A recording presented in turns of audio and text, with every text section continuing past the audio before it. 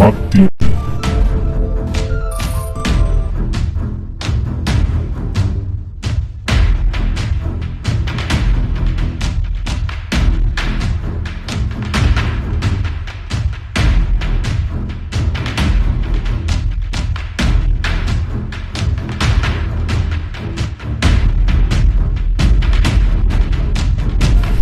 Mati.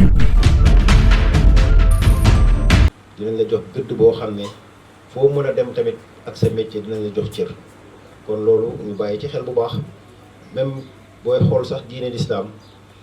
daf lay wax ginnaaw ba nga gëmee daf lay wax liggéey boobu mu lay wax nag dafa bëgg nga xam ko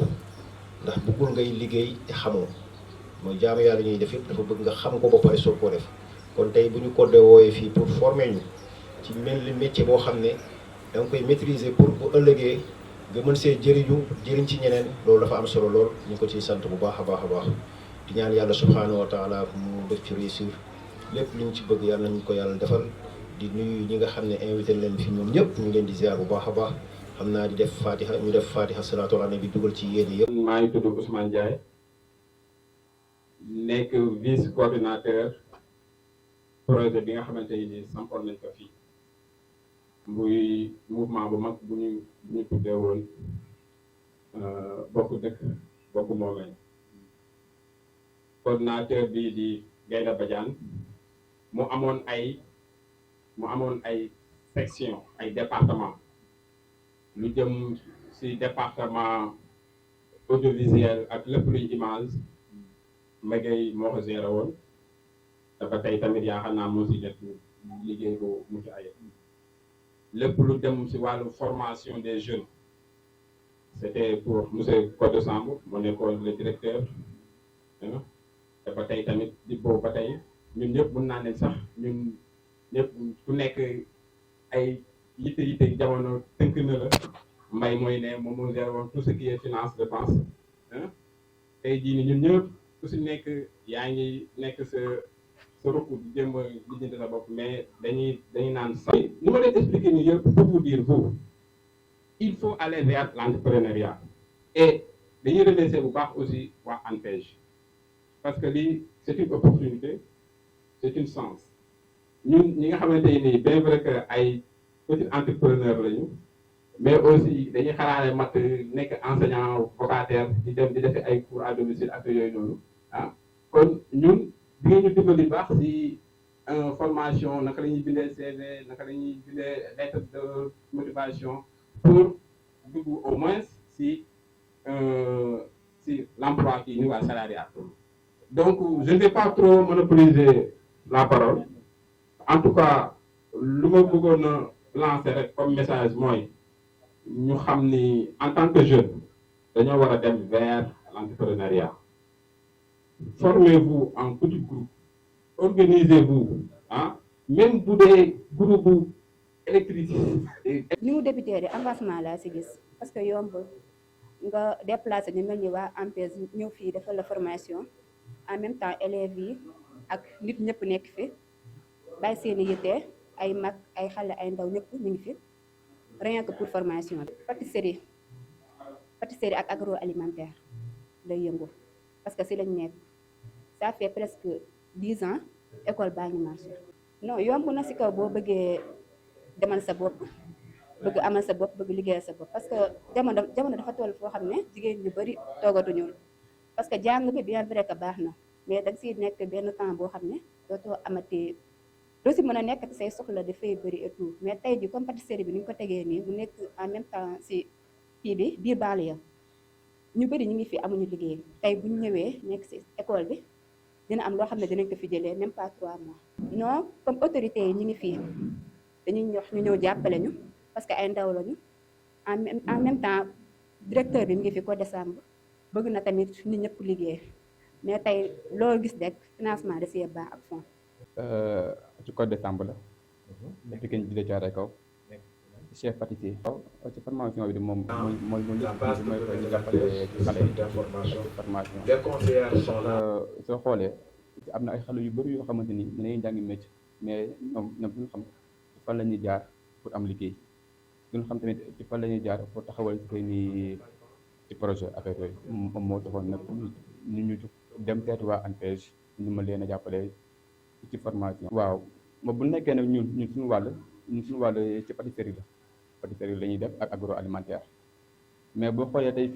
fii ñoom ñu fa daje ñëpp te ëpp na ñii ñoo nekk ay tailleur la ñii doo nekk ay mécanicien lan ñii ay leneen ak leneen lan ñii tamit ñoo yor ay boutique di jaay tey jii boo xoolee ñun ñëpp fi daje ñu jógee Pikine waaw tey ñëpp fi daje pour que ñu former leen ci wàllum liggéey ak naka la ñuy di doxalee seen avenir ëllëg. waaw soo xoolee ñun ñu ngi fi bëgg a am lu mat 10 ans ci formation mais soo xoolee li ñu gën a jàkkoonteel ci xale yi mooy que ñu dañu bëgg def métier mais duñ xam fa la ñuy jaar te duñ am moyen. boo xoolee tamit suñu njiit yi nekk fii ci commune bi wala boog ñu nekk ci Pikine ci côté boobu ñoom dañ ci xaw a sooxe bu baax a baax parce que pour que nga gis leader bu ñëw di jàppale xale ngir que mu liggéey wala mu am métier yomb. ba tax na ñun sax lii même ñun bi ñuy dem ci ANPEJ ñu seete nañ mairie ba te dem nañ ci autorité yi fu nekk ñu dem nañ fa bind nañ leen te wax nañ leen ko ñu yëgal leen ko mais daanaka boo xoolee sax demeewul noonu ak seen i réponse ak seen i kii waa accompagnement yi ak seen teewaay waaw ñoom teewuñu seen loxo du teewul tamit ci wàllu mi te lii moo ëpp solo lépp nag waaw xale mooy avenir u ëllëg quoi. incha allah yow soo xoolee sax ñu la tax ñu wote ANPEJ loolu moom moo tax pour que lii am suite parce que lii nii ma bëgg nañ bu fi xale yu jugee ëllëg ci biir kenn ku nekk même sax soo amul liggéey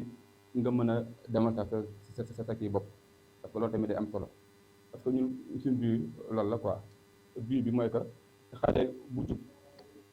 bu ëllëgee mu mën a demal loxo boppam bañ a xaar kenn. waaw ñu jàppale xale yi rek loolu la ñuy wax parce que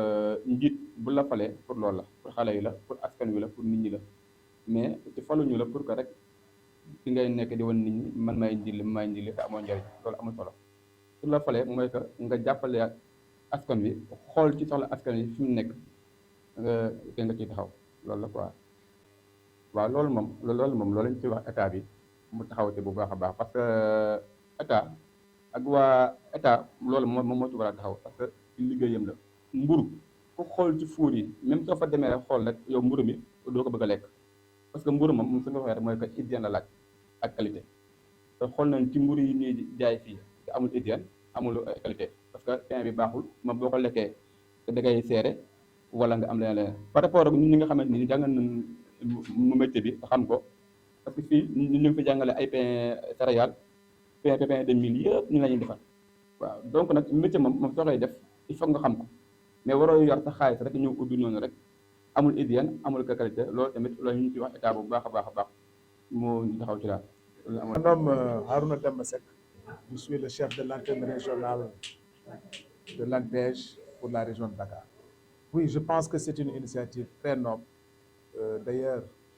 au nom de Madame le directeur général, Madame Sina Amadou Gueye, et toute l'équipe de l'ANPEJ, l'antenne régionale de l'ANPEJ, nous félicitons M. Kotsam pour cette noble initiative. Je l'ai dit tantôt dans la cérémonie, l'État est là pour tout le monde, mais l'État ne peut pas être partout en même temps. Il faut qu'il y ait des initiatives venant des citoyens, venant des chefs d'entreprise, venant des écoles de formation, se rapprocher des dispositifs d'accompagnement de l'État afin que ces structures-là puissent effectivement faire des déplacements et les accompagner. Raison pour laquelle j'ai félicité l'initiative, je l'ai encouragée et nous sommes dans notre régalien de l'État d'être à proximité des populations.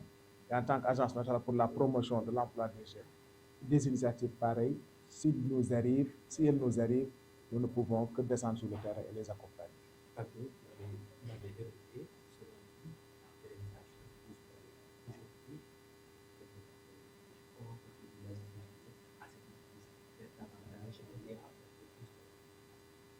Oui, nous comptons les accompagner surtout vers leur autonomisation.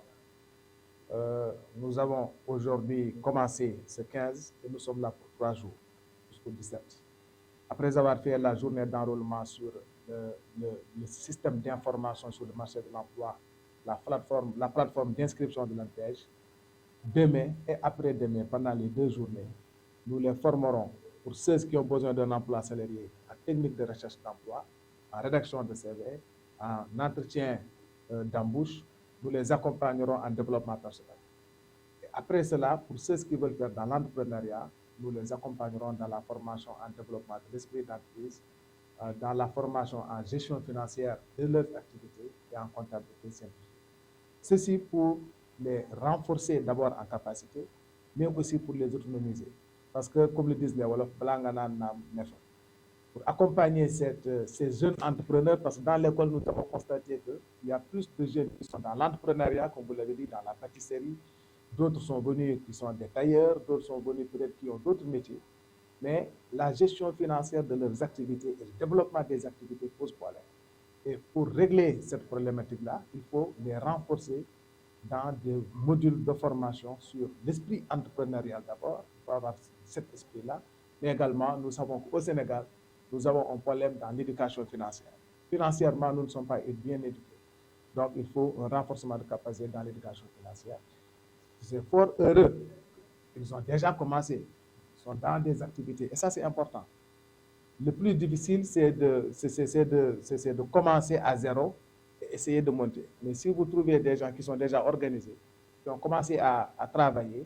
qui peut-être restent à être formalisés et à être accompagnés, nous, en tant que structure de l'État, nous venons tout simplement pour les renforcer en cela et les accompagner. na fi yàlla doolu jàmm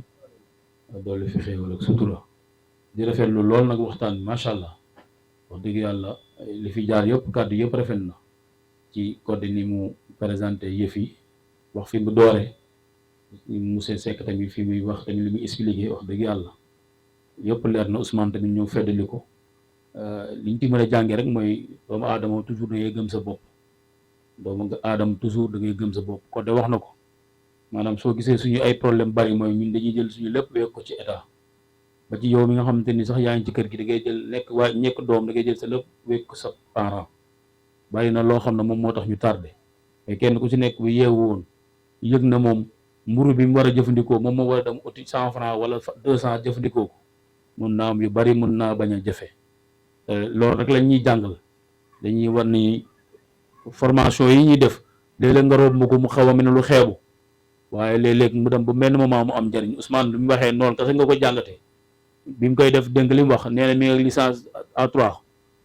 nee na boobu maanaam lépp li mu war a am ci ay diplôme am na ko waaye mu ne daal naa def formation bi rek mais gis nga après li mu ko jëriñi kon tamit wax dëgg yàlla laataa muy nekk ci école bi am na yeneen business yi ñu doon def waaye gis nga pour xam ne am na njëriñ ëllëg ci biir wala boog mën na cee njëriñ ay rakkam wala ay jarbaatam moo tax mu sonn ci boobu ba léegi wax dëgg yàlla su ko defee moom it ñu ngi koy ñaanal bu ko defee ñi nga xam